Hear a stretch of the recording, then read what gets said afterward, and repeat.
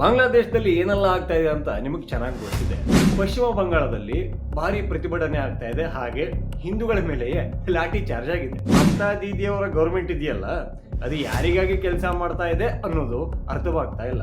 ಇದನ್ನೆಲ್ಲ ನೋಡಿದ್ಮೇಲೆ ಒಂದು ವಿಚಿತ್ರ ಘಟನೆ ಆಗಿದೆ. ಮಮತಾ ಬ್ಯಾನರ್ಜಿ ಅವರಿಗೆ ಒಂದು ಮದುವೆಯ ಪ್ರಪೋಸಲ್ ಬಂದಿದೆ. ಬಾಂಗ್ಲಾದೇಶದ ಒಬ್ಬ ಇಸ್ಲಾಮಿಕ್ ಸ್ಕಾಲರ್ ಅಂತೆ, ಅವನ ಹೆಸರು ರಫೀಕುಲ್ ಅಪ್ಸಾರೋ ಏನೋ ಇದೆ.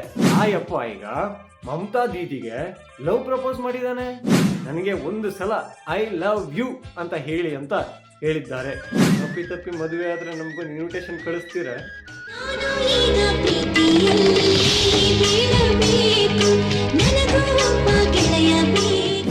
ಜೈ ಶ್ರೀರಾಮ್.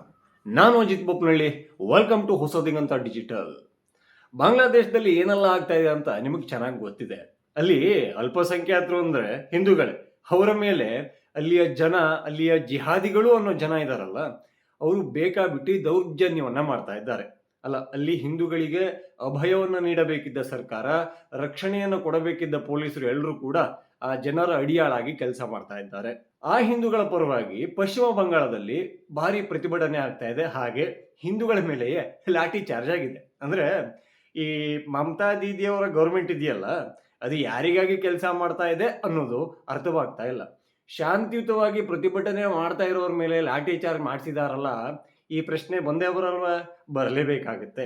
ಇದನ್ನೆಲ್ಲ ನೋಡಿದ್ಮೇಲೆ ಒಂದು ವಿಚಿತ್ರ ಘಟನೆ ಆಗಿದೆ. ನೀವು ಹೇಳಿದ್ರೆ ನಂಬ್ತಿರೋ ಇಲ್ವೋ, ನಂಬಲ್ಲ ಅನ್ಕೊಂಡೆ ಏನ್ ಮಾಡಿದೀನಿ, ಆ ವಿಡಿಯೋವನ್ನು ಕೂಡ ತಂದಿದ್ದೀನಿ. আমি চাচ্ছি আমার মমতা আফুকে এখানে দিয়ে দেওয়া হোক। আফুর যদি হাজবেন্ড না থাকে, আমার প্রিয় আফুকে আমি বিয়ে করব। আফু চলে আসুন, মিলেমিশে থাকি আমরা। I love you. বুক ভরা ভালোবাসা তোমাকে দিব। চলে আসো বাংলার জমিনে। ಈಗ ಮಮತಾ ಬ್ಯಾನರ್ಜಿ ಅವರಿಗೆ ಒಂದು ಮದುವೆಯ ಪ್ರಪೋಸಲ್ ಬಂದಿದೆ. ನನ್ನನ್ನ ಮದುವೆ ಆಗ್ತೀರಾ, ನನಗೆ ಒಂದು ಸಲ ಐ ಲವ್ ಯು ಅಂತ ಹೇಳಿ ಅಂತ ಹೇಳಿದ್ದಾರೆ. ಹೇಳಿದವ್ರು ಯಾರು ಗೊತ್ತಾ? ಬಾಂಗ್ಲಾದೇಶದ ಒಬ್ಬ ಇಸ್ಲಾಮಿಕ್ ಸ್ಕಾಲರ್ ಅಂತೆ, ಅವನ ಹೆಸರು ರಫೀಕುಲ್ ಅಪ್ಸಾರೋ ಏನೋ ಇದೆ. ಆ ಯಪ್ಪ ಈಗ ಮಮತಾ ದೀದಿಗೆ ಲವ್ ಪ್ರಪೋಸ್ ಮಾಡಿದ್ದಾನೆ. ಇದನ್ನ ಕಂಡು ಸಾಕಷ್ಟು ಜನರಿಗೆ ಖುಷಿಯಾಗಿರ್ಬೋದು, ಸಾಕಷ್ಟು ಜನರಿಗೆ ಕೋಪ ಬಂದಿರಬಹುದು. ಅಂದ್ರೆ ಮಮತಾ ಬ್ಯಾನರ್ಜಿ ಅವರ ಈ ಕಟ್ಟರ್ ಅನುಯಾಯಿಗಳಿರ್ತಾರಲ್ಲ, ಅವರಿಗೆ ಒಂದು ಸ್ವಲ್ಪ ಕೋಪ ಬಂದಿರಬಹುದು. ಅವನು ಯಾವನ್ರಿ ಅವನು ನಮ್ ದೀದಿಗೆ ಪ್ರಪೋಸ್ ಮಾಡೋದಂತೆ, ಓಪನ್ ಸ್ಟೇಜ್ ಅಲ್ಲಿ ಐ ಲವ್ ಯು ಹೇಳು ಅಂತ ಹೇಳೋದಂತೆ, ಅವಮಾನ ಮಾಡ್ದಂಗೆ ಮಾಡ್ತಾ ಇದ್ದಾನೆ ಅಂತ ಕೋಪ ಬಂದಿರಬಹುದು. ಆದ್ರೆ ಮಮತಾ ಬ್ಯಾನರ್ಜಿನ ಕಂಡ್ರೆ ಯಾರಿಗೆಲ್ಲ ಆಗಲ್ವಲ್ಲ, ಆ ಹಿಂದೂ ವಿರೋಧಿ ನಾಯಕಿಯನ್ನ ಕಂಡ್ರೆ ಈ ಕೊತ ಕುದೀತಾರಲ್ಲ, ಅವರಿಗೆ ಖುಷಿ ಆಗಿರ್ಬೋದು. ಓ ಅಣ್ಣ, ಹೆಂಗಾದ್ರೂ ಮಾಡಿ ಇಲ್ಲಿಗೆ ಬಂದು ಅವ್ರನ್ನ ಮದುವೆಯಾಗಿ ಬಾಂಗ್ಲಾದೇಶಕ್ಕೆ ಕರ್ಕೊಂಡು ಹೋಗ್ಬಿಡು ಅಂತ ಕೂಡ ಮಾತಾಡಿಕೊಂಡಿರಬಹುದು. ಮನಸ್ಸಲ್ಲಂತೂ ಬಂದಿರುತ್ತೆ. ಈಗ ಸುಮ್ಮನೆ ಬಾಂಗ್ಲಾದೇಶದ ಆ ಸ್ಕಾಲರ್ ಇದಾನಲ್ಲ ಉಪ್ಸಾರು, ಅವನಿಗೆ ಈ ಮಮತಾ ದೀದಿ ಮೇಲೆ ಲವ್ ಬಂದ್ಬಿಡುತ್ತಾ? ಖಂಡಿತ ಅಲ್ಲ, ಅದಕ್ಕೂ ಕಾರಣಗಳಿದ್ದಾವೆ. ಈ ಮಮತಾ ದೀದಿ ಅಂದ್ರೆ ಯಾರು? ಬಾಂಗ್ಲಾದೇಶದ ಅಕ್ರಮ ನುಸುಳ್ಕೊಂಡು ಭಾರತಕ್ಕೆ ಬಂದಿದಾರಲ್ಲ, ಅವರಿಗೆ ಆಶ್ರಯ ಕೊಟ್ಟವರಲ್ಲಿ ತುಂಬಾ ದೊಡ್ಡ ಹೆಸರು ಅಂದ್ರೆ ಅದು ಮಮತಾ ಬ್ಯಾನರ್ಜಿ ಅವರದ್ದು. SIR ತಂದಾಗ ತುಂಬಾ ಜೋರ್ ಧ್ವನಿಯಲ್ಲಿ ವಿರೋಧ ಮಾಡಿದವರು ಕೂಡ ಮಮತಾ ಬ್ಯಾನರ್ಜಿ ಅವರೇ. ಯಾಕೆಂದ್ರೆ ಅಲ್ಲಿ ಪೊಲಿಟಿಕಲ್ ಕಾರಣಗಳಿವೆ, ವೋಟು ಅನ್ನೋದೊಂದು ಬೇಕಲ್ಲ.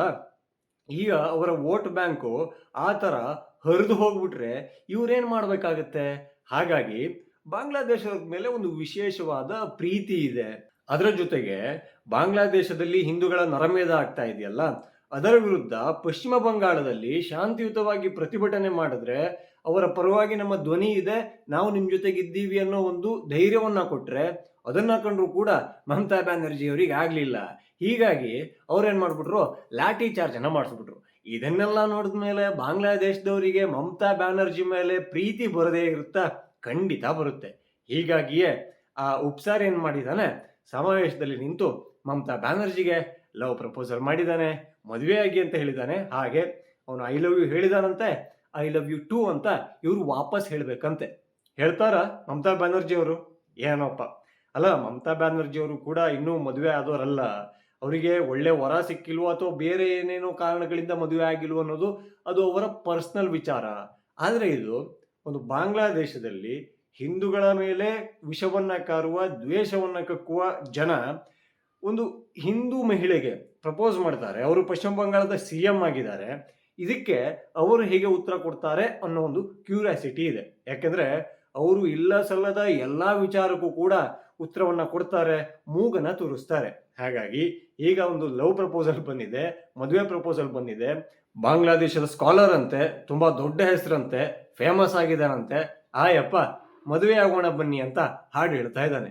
ಈಗ ಮಮತಾ ದೀದಿ ಯಾವ ಹಾಡು ಹೇಳ್ತಾರೆ ಗೊತ್ತಿಲ್ಲ ಅಲ್ಲ. ಇನ್ ಕೇಸ್ ಯಾವುದೋ ಒಂದು ಕೆಟ್ಟ ಗಳಿಗೆಯಲ್ಲಿ ಮಮತಾ ಬ್ಯಾನರ್ಜಿ ಅವರು ಆ ಮದುವೆಯನ್ನ ಒಪ್ಕೊಂಡ್ಬಿಟ್ರೆ ಹೆಂಗಿರ್ಬೋದು ಆ ಮದುವೆ ಫಂಕ್ಷನ್ ಅಂತಾನೆ ನನಗೆ ಆಶ್ಚರ್ಯ ಆಗುತ್ತೆ. ಆ ಕಲ್ಪನೆ ಮಾಡ್ಕೊಂಡ್ರೇನೆ ತುಂಬಾ ನಗು ಬರುತ್ತೆ. ಯಾಕಂದ್ರೆ ಈಗ ಮದುವೆ ಅಂದ್ಮೇಲೆ ಹಾಡು ಹಸೆ ಎಲ್ಲ ಇರೋದೆ. ಆ ಹಾಡು ಹಸೆಯಲ್ಲಿ ಈ ಸಂಗೀತದೊಂದು ಇವೆಂಟ್ ಆಗುತ್ತಲ್ಲ, ಆ ಇವೆಂಟ್ ಅಲ್ಲಿ ಮೊದಲು ಪ್ಲೇ ಆಗೋ ಹಾಡೆ ಹಂಬ ಹಂಬ ರಂಬ ರಂಬ ಜುಂಬಾ ಜುಂಬಾ ಅನ್ನೋದ್ರಲ್ಲಿ ಯಾವುದೇ ಡೌಟ್ ಇಲ್ಲ.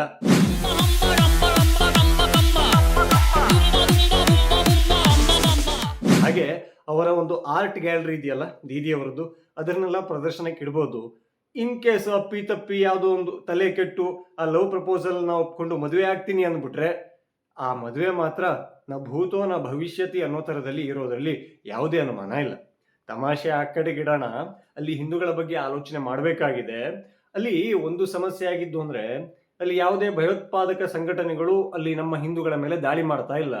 ಅಲ್ಲಿ ಮತ ಅಂಧರು ಇದಾರಲ್ಲ, ಜನರೇ ಅಲ್ಲಿ ಮತ ಅಂಧರು. 4 ಗೋಡೆ ಮಧ್ಯೆ ಅವನು ಕೂತ್ಕೋತಾನಂತೆ, ಮೈಕಲ್ಲಿ ಏನೋ ಕೂಗ್ತಾನಂತೆ, ಅದನ್ನ ಇವರು ಕೇಳ್ತಾರಂತೆ, ಕೇಳ್ತಾ ಇದ್ದಂಗೆ ರೊಚ್ಚಿಗೆಳ್ತಾರಂತೆ, ರೊಚ್ಚಿಗೆದ್ದು ಹಿಂದೂಗಳು ಎಲ್ಲಿದ್ದಾರೆ ಅಂತ ಹುಡುಕ್ತಾರಂತೆ. ಅವರ ಮೇಲೆ ಒಂದು ಫಾಲ್ಸ್ ಕೇಸನ್ನ ಹಾಕಿಸಿ ಒಂದು ಆರೋಪವನ್ನ ಮಾಡಿ ಹಿಡ್ಕೊಂಬಂದು ಹೊಡಿತಾರಂತೆ, ಜೀವಂತ ಸುಡ್ತಾರಂತೆ. ಇದು ಅಲ್ಲಿಯ ಸ್ಥಿತಿಯಾಗಿದೆ. ಸೊ ಇದಕ್ಕೆ ನಾವೇನು ಮಾಡ್ಬೋದು, ಅವರ ಪರವಾಗಿದ್ದೀವಿ ಅಂತ ಹೇಳ್ಬೋದು. ಹಾಗೆ ಭಾರತ ಏನು ಮಾಡ್ಬೋದು, ಭಾರತ ಕಟ್ಟುನಿಟ್ಟಿನ ಕಠಿಣವಾದ ಶಬ್ದಗಳಲ್ಲಿ ಇದನ್ನ ವಿರೋಧ ಮಾಡಿದೆ, ಮಾಡೋ ಕೆಲಸವನ್ನ ಮಾಡಿದೆ. ಅಲ್ಲಿಯ ತಲೆಕೆಟ್ಟ ಪ್ರಧಾನಿ ಇದಾನಲ್ಲ, ಯಪ್ಪ ಇಲ್ಲ ನಾವು ಅಲ್ಪಸಂಖ್ಯಾತರ ಉಳಿವಿಗೆ ಯಾವಾಗ್ಲೂ ಬದ್ಧ ಅಂತ ಒಂದೊಂದು ಸ್ಟೇಟ್ಮೆಂಟ್ ಅನ್ನ ಕೊಟ್ಟಿದ್ದಾರೆ.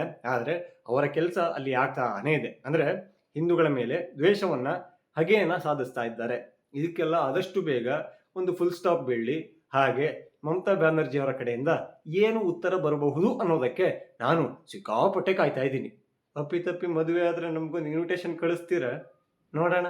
ಇನ್ನು ಯಾರೆಲ್ಲ ಹೊಸದಿಗಂತ ಡಿಜಿಟಲ್ ಚಾನಲ್ ಅನ್ನ ಸಬ್ಸ್ಕ್ರೈಬ್ ಆಗಿಲ್ಲ ಈ ಕೂಡಲೇ ಆಗಿ. ಹಾಗೆ ಎಲ್ಲಾ ವಿಡಿಯೋಗಳು ನಿಮ್ಗೆ ಬೇಕಲ್ಲ, ಹಾಗಾಗಿ ಬೆಲ್ ಐಕಾನ್ ಇರುತ್ತಲ್ಲ ಅದನ್ನ ಒತ್ತಿ. ಜೈ ಶ್ರೀರಾಮ್.